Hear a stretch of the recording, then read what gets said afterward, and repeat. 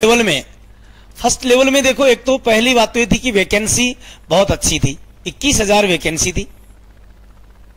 और कैंडिडेट का जो यदि रेशो देखें तो देखो 21,000 का मतलब 42,000 तो दुगुना में ही आ जाएंगे। 42,000 के लिए कट ऑफ डाली जाएगी, लेकिन अपने 42,000 वाली कट ऑफ डाल ही नहीं रहे, हम तो बात कर रहे हैं केवल सिंगल के लिए। तो पेपर का जो लेवल था, पहली बात करें जो इन्होंने ब्लूप्रिंट दिया पेपर का क्या क्या आएगा, उस ब्लूप्रिंट के आधार पर प्रश्न पत्र तैयार ही नहीं हुआ। फिर इन बच्चों को तो हमेशा बिना नेगेटिव मार्किंग के एग्जाम दी, प्री एग्जाम दी तो नेगेटिव मार्किंग थी नहीं, सब भर के आने थे। किसी के 120 आ गए, किसी के 115 आ गए, किसी के 108 आ गए, पास हो गए। वो भी 2 लाख बच्चे ही थे जिनको बिना माइनस मार्किंग के, ये समझो आप कि 100 प्लस वाले बच्चे बिना माइनस मार्किंग के यदि आप प्री में देखेंगे तो 100 प्लस वाले बच्चे आपको बहुत कम मिलेंगे 2 लाख में से, क्योंकि उसमें से ओबीसी जो थी वो 82 नंबर वाले ही पास हैं, एसटी एससी वाले हैं वो 82, और महिलाएं जो हैं विडो जो हैं वो 75 वाले पास हैं। ये सारे मिला के तो 2 लाख बने हैं। यानी कि जिनको 75 नंबर थे, जिनके 82 नंबर थे, वो भी तो शामिल हैं।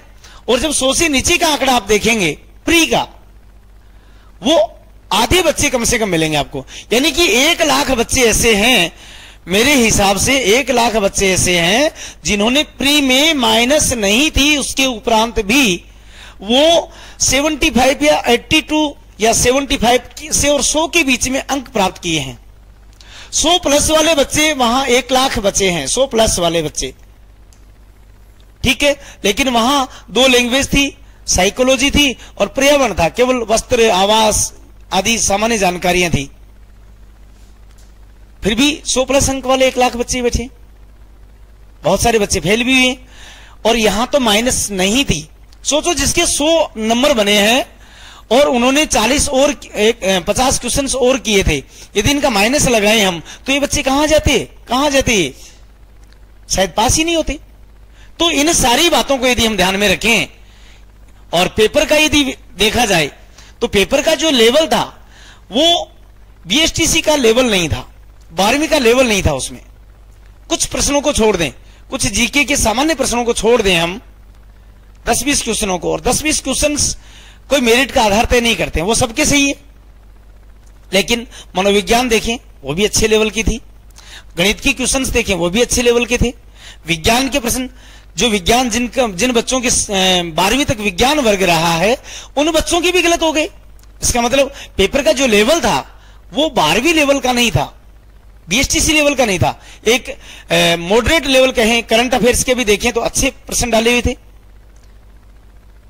अंग्रेजी जिन बच्चों की प्री में संस्कृत थी उनको अंग्रेजी पढ़नी पड़ी, 5 में से 2-3 प्रश्न नहीं कर पाए वो भी। तो ये सारी बातों को यदि हम ध्यान में रखें तो बात करें हम कि फर्स्ट लेवल की जो मेरिट रहने वाली है, फर्स्ट लेवल की जो मेरिट रहने वाली है, बच्चों ने 115 से 20 क्वेश्चन अटेंड किए हैं। वो जब निकले तो उन्होंने कहा कि 115 कर दिए, 120 कर दिए, 125 कर दिए। लेकिन आज जब उनसे बात होती है तो बड़ी मायूसी से कहते हैं सर हम तो 100 के नीचे आ गए। सर ऐसा भी कोई पेपर होता है क्या, हमें तो उस समय पता ही नहीं चला कि माइनस इतनी नीचे ले आएगी। तो जो मेरे साथी लोग सामान्य वर्ग में इतनी ही रहने वाली, ये मान लेना आप, इतनी ही रहने वाली, कितनी, 95 प्लस जो हैं वो अब कहेंगे कि बहुत से लोग ऐसे हैं जो 100 प्लस वाले भी, बिल्कुल होंगे, क्यों नहीं होंगे, 100 प्लस वाले विद्यार्थी भी। लेकिन 21,000 में से आप ये सोचो, 21,000 में से 2,000 को निकाल दो जो 100 प्लस हैं, 3,000 को निकाल दो जो 100 प्लस हैं, 5,000 को निकाल दो 100 प्लस हैं, फिर भी हमारे पास 15,000 तो 100 से नीचे आने वाले हैं, 15,000 तो 100 के नीचे आने वाले हैं। और जो 100 प्लस हैं वो सभी कैटेगरीज में हैं, कोई एक कैटेगरी का नहीं। ये कह दूं मैं कि सामान्य वर्ग वाले 100 प्लस है, नहीं, ये बात गलत है।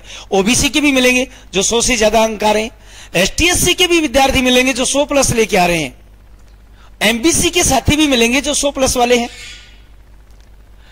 विडो बहनें भी मिलेंगी जो 100 प्लस हैं। इसका मतलब ये तो नहीं हुआ कि सारे कैटेगरीज के हैं वो 100 प्लस में हैं। 2,000 बंदों को निकाल दें आप, 2,000 अभ्यर्थियों को निकाल दें आप, 3 को निकाल लो आप, फिर भी हमारे पास 18,000 सीटें और बचती हैं। तो क्या वो 100 से नीचे नहीं आएंगे फिर? चलिए बात करें कि जिनके 95 प्लस सामान्य वर्ग में हैं वो सेफ हैं, कोई डरने डराने की बात नहीं। 90 प्लस 95 प्लस जिनके हैं उनका आराम से हो जाएगा। फिर मैं बात करूं, यदि महिला वर्ग की बात करें तो 93 मान ले आप, एक एक दो दो अंक घटाते जाएं आप। ओबीसी सबसे ज्यादा विद्यार्थी जो हैं वो ओबीसी के ही हैं, लेकिन सबसे ज्यादा यदि 100 टॉप में जाएंगे तो वो भी ओबीसी के मिलेंगे आपको, इसमें भी कोई दो राय नहीं है। 100 से ज्यादा अंक लाने वाले की यदि कैटेगरी वाइज यदि हम देखेंगे तो वो विद्यार्थी भी ओबीसी के ही ज्यादा मिलेंगे। तो मेरा मानना है कि यहां ज्यादा उतार नहीं होगा 93 प्लस। और ईडब्ल्यूएस में भी बच्चों की बहुत अच्छी तैयारी थी, बच्चों के कमेंट वगैरह जो देखे हैं, जो सूचनाएं जो मिली हैं, वो मैं कहूं कि 93 प्लस ही रहने वाली है। फिर